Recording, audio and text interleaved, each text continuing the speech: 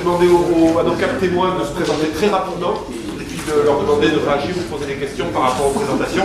Et du coup, Alice Lassol, de la région Nouvelle-Aquitaine.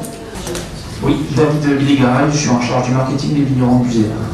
Bonjour, je suis Joachim Guidillot, je suis responsable développement à la société Adam, nous fabriquons des coffrets en bois pour les vins spiritueux. Bonjour, Stéphane Becquet, je travaille au syndicat des vignerons de l'Aquitaine.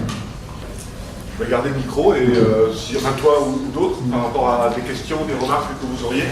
Moi, je vais faire dans l'ordre en fait, des remarques sur la première présentation. Des outils sans doute intéressants, moi ce qui me fait très peur c'est de rajouter ça sur le temps de travail des viticulteurs qui sont déjà bien débordés. Parce que c'est vrai qu'on le voit sur en ce moment, et surtout nous dans notre secteur bio où on l'a vu sur les présentations plus tardives où le gros de la vente se fait en direct par des circuits courts.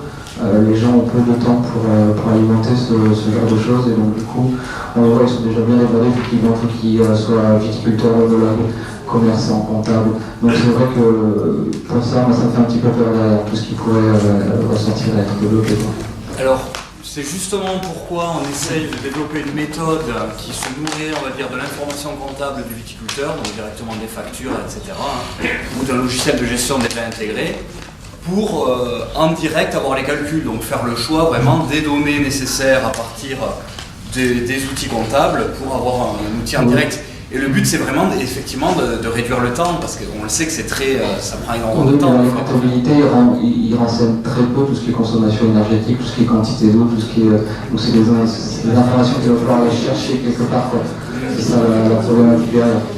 Mais là, effectivement, c'est à tester d'abord, on va dire, peut-être sur les plus grandes propriétés qui le font déjà, et ensuite voir les possibilités derrière. Et après, dernière remarque, je pense que c'est à cibler en fonction des circuits justement que vont avoir les producteurs. Peut-être ça peut intéresser la GD, mais peut-être moins d'autres circuits aussi. Oui, bien sûr. Mais là, effectivement, c'est à expérimenter dans différents cas, à différentes échelles, et je n'ai pas encore la réponse, puisqu'on n'a pas encore testé, mais c'est vraiment le but, c'est de simplifier la tâche. Derrière, c'est avoir un système relié à la comptabilité pour avoir quelque chose d'intégré avec la comptabilité, avec la gestion financière, pour ne pas refaire 10 fois la même tâche et ne pas chercher 10 fois la même information. Je me permets juste, effectivement, on comprend bien le lien, j'achète une facture, j'achète des bouteilles, j'ai une facture de bouteilles. C'est pas moi qui dois remplir l'impact en termes sur l'environnement de la bouteille. J'imagine qu'il existe des bases de données internationales, etc., pour pouvoir faire le lien entre mes 10 000 bouteilles achetées et leur impact. Effectivement, le but c'est de construire, alors on a déjà des bases de données considérables mais qui sont adaptées à tout le secteur confondu, c'est de bâtir une base de données à partir de ces bases de données générales dédiées au secteur viticole bordelais.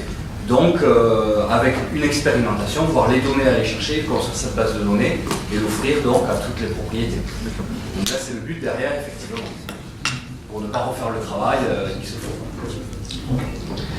Sur la deuxième présentation, j'avais déjà assisté à cette présentation, donc pas beaucoup de questions, juste une remarque avec le changement climatique cette année. On voit qu'on a des choses très hétérogènes et que c'est très difficile en amont d'évaluer qu'est-ce que ça va être et comment ça va bouger. On le voit sur la manche cette année, c'est pas partout évident. Sur la troisième présentation, qu'est-ce que j'avais mis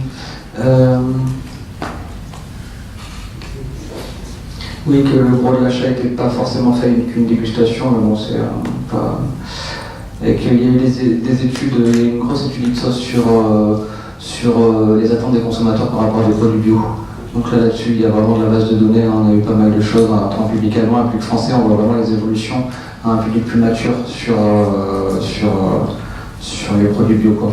On voit les changements. Et sur les vins sans sulfite, pas grand chose à rajouter, si ce n'est que vin nature sur une bouteille, c'est pas autorisé. Et qu'on est en train de travailler avec l'INAO sur ce sujet-là pour mettre en place une réglementation.